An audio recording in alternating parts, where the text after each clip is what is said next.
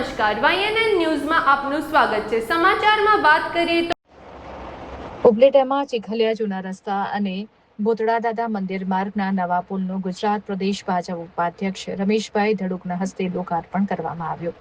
ઉપલેટા શહેરના ચીખલિયા તરફ જતા જૂના રસ્તા તેમજ ભૂતળા દાદા મંદિર તરફ જતા માર્ગ ઉપર નિર્માણ પામેલા નવા પુલનું લોકાર્પણ પોરબંદરના પૂર્વ લોકપ્રિય સાંસદ અને ગુજરાત પ્રદેશ ભાજપના ઉપાધ્યક્ષ રમેશભાઈ ધડુકના હસ્તે કરવામાં આવ્યું હતું।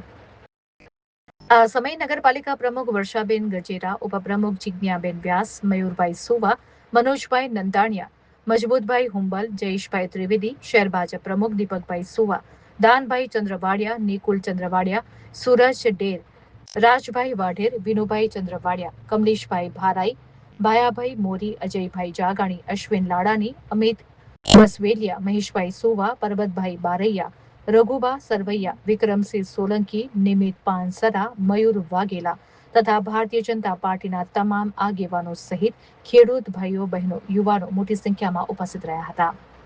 રિપોર્ટર નીલમ બોલુ રાઠોડ, ઉપલેટા।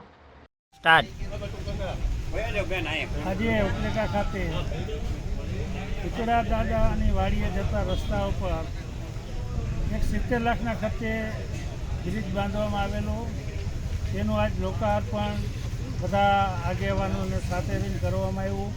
તેમાં નગરપાલિકાના પ્રમુખશ્રી, તમામ નગરપાલિકાના સભ્યશ્રીઓ, કારોબારીના ચેરમેનશ્રી, ઉપપ્રમુખશ્રી તેમજ શહેર ભાજપના પ્રમુખશ્રી અને શહેરના બધા ભાજપના આગેવાનોને સાથે રહી અને તમામ ખેડૂતોને સાથે રાખી અને લોકાર્પણ કરવામાં આવ્યું છે।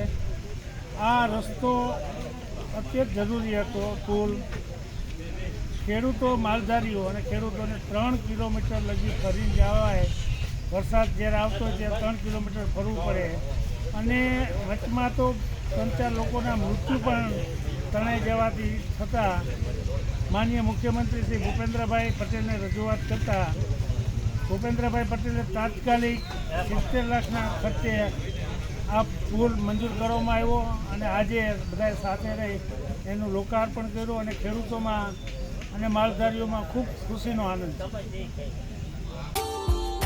Subscribe now and press the bell icon. Never miss an update.